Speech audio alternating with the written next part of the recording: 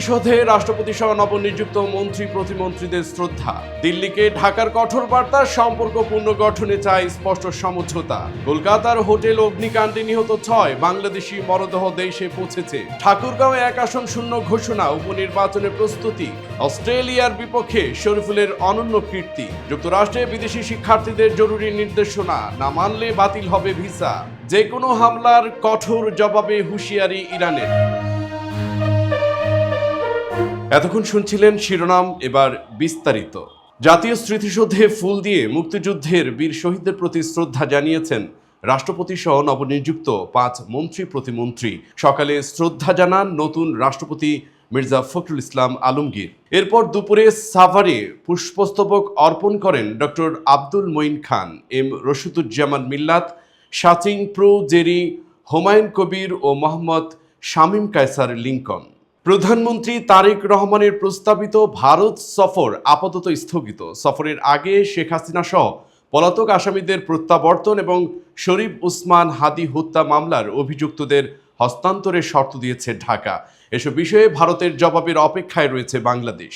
ফলে সফরের সময়সূচি নিয়েও তৈরি হয়েছে নতুন অনিশ্চয়তা। কলকাতার নিউ মার্কেটে শিখাই ইন হোটেলে অগ্নিকাণ্ডে নিহত 7 বাংলাদেশির 6 জনের মরদেহ আজ দেশে পৌঁছেছে। ময়নাতদন্ত ও প্রয়োজনীয় আনুষ্ঠানিকতা শেষে মরদেহগুলো স্বজনদের কাছে হস্তান্তরের ব্যবস্থা করেছে বাংলাদেশ উপ হাই কমিশন। তবে পরিবারের আবেদনে নিহত রেবতী সরকারের মরদেহ কলকাতাতেই সৎকার করা হবে। মরদেহ সংরক্ষণ থেকে দেশে পাঠানো পর্যন্ত সব ব্যয় বহন করছে বাংলাদেশ উপ হাই কমিশন। রাষ্ট্রপতি হিসেবে দায়িত্বে নেওয়ায় ঠাকুরগাঁও 1 আসনের সংসদ সদস্য মির্জা ফখরুল ইসলাম আলমগীরের আসনটি শূন্য ঘোষণা করা হয়েছে।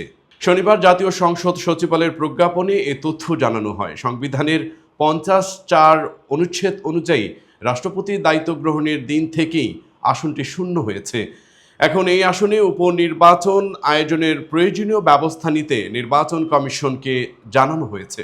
অস্ট্রেলিয়ার বিপক্ষে ম্যাকাই টেস্ট বল হাতে ইতিহাস গড়লেন শরীফুল ইসলাম। 6 উইকেটে শিকার করে ওয়ানডে ও টেস্ট 2 সংস্করণেই অস্ট্রেলিয়ার বিপক্ষে 5 উইকেট নেওয়া বাংলাদেশের প্রথম বোলার হয়েছেন এ বাঁহাতি পেসার। এর আগে ওয়ানডেতেও 6 উইকেট নিয়েছিলেন শরীফুল। এবার টেস্টে আগুন ছড়িয়ে যোগ করলেন অনন্য এই কীর্তি।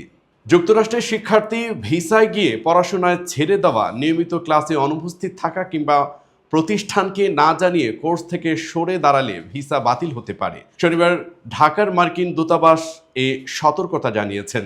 একই সঙ্গে ভবিষ্যতে যুক্তরাষ্ট্রের ভিসা পাওয়ার ক্ষেত্রেও জটিলতা তৈরি হতে পারে বলে জানানো হয়েছে।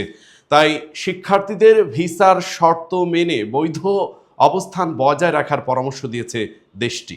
ইরানের উপর যে কোনো হামলা হলে আগের চেয়েও বড় পরিসরে জবাব দেওয়ার হুঁশিয়ারি দিয়েছেন দেশটির সেনাবাহিনীর মুখপাত্র ব্রিগেডিয়ার জেনারেল মোহাম্মদ আকরাম মিনিয়া। তিনি জানান, সাম্প্রতিক যুদ্ধের অভিজ্ঞতা থেকে সামরিক কৌশলে পরিবর্তন এনেছে তেহরান। আগ্রাসন হলে তাৎক্ষণিক ও আরও শক্তিশালী প্রতিরোধের জন্য প্রস্তুত ইরান। একই সঙ্গে যুদ্ধবিরতির সময় ও সামরিক সক্ষমতা বাড়ানো হয়েছে বলে দাবি করেন তিনি।